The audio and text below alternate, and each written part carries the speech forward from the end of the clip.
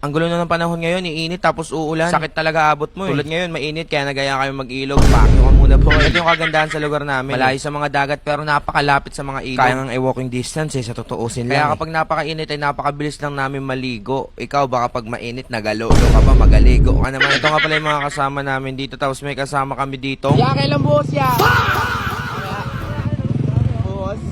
Foreman. Para si Foreman yun. Tapos ito nga pala rin yung mga iba pa namin mga kasama pa. Napakaligabok dito sa part na dinadaanan namin nito. Tapos si Opog sobrang excited na, nag-iihaw na sa biyahe. Sobrang bilisan ng biyahe dito. Maya-maya nandito na rin kami. No? Nag-park muna kami dito dahil medyo bababa pa kami dito par kasi sa baba yung ilog tol. Ito na nga pala yung pagbaba namin par. Makikita nyo agad yung ilog. Maganda yung ilog dito para sa akin. Bakit? Mababait yung mga tao dito pre. Malawak yung ilog tapos malamig pare. Tapos mababaw. Pero pagdating ng mga hapon nag-high tide yan. Kagandahan pa dito kahit sobrang tirik nung araw. May mga pwesto talaga dito, mapapwestuhan ka na napakalilim. Dumating na nga pala yung mga baby boy ko, kumuha lang sila ng dahon ng saging. Tapos pagdating, sinetap na yung aming mga kakainin. Meron kami ditong lumpiang Shanghai, may itlog, hotdog. Uy, ang random naman ng buldak. Sinamahan ko pa yan ng talbos ng kamote, tapos okra pare, no? Para talagang balanse. Nagluto na rin pala ako dito ng bagoong alamang, di ko nalang pinakita kasi mahaba masyado yung video. Ayun na par, talaga namang napakasarap niyan. Siyempre pinicture muna, tapos pagkatapos nun, bakbakan na agad par kasi medyo lagpas na ng pananghalian to. First bite, sakmal. Galit-galit muna, wala munang pansinan, bahala kayo dyan dito.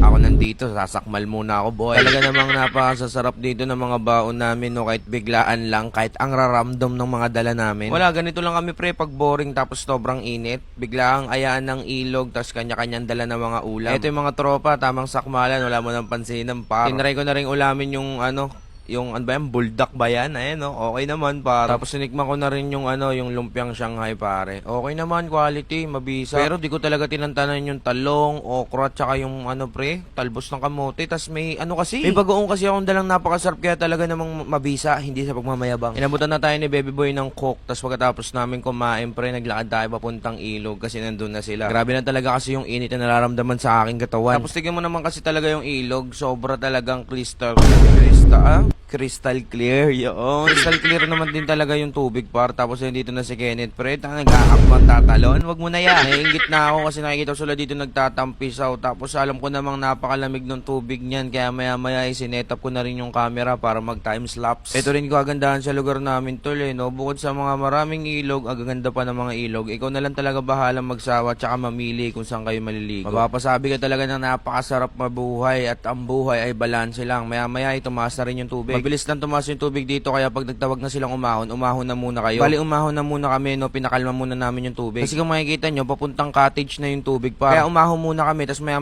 ilumusong na ulit kami para maligo pare nung nakita na namin nakalmado na yung tubig. Kaya ingat kayo palagi pre pag maliligo sa ilog. Huwag nyo gagayahin to, lamigin, aray ko po. Joke aside mga tol no, pag hindi naman kaya o hindi naman marunong lumangoy no, huwag nang ay bumerte ka, tumambling kitampuin. Ang kulit, hindi ko tuloy masabi sasabihin ko. Basta ganun no, kung hindi naman kaya, wag na. Safety first palagi no. Tapos pagkatapos niyan ay umahon na rin kami pre, nagligpit, nag-asikaso dahil maghahapon na neto kaya paalam sa inyo mga boy. Ang sarap naman nun. Ang sarap birahin. Tapos syempre ginaya siya ni Kulas Agay. Ayun lang mga tol. Maraming salamat sa panonood. Hanggang sa muli. Ingat kayo palagi. Sakmal.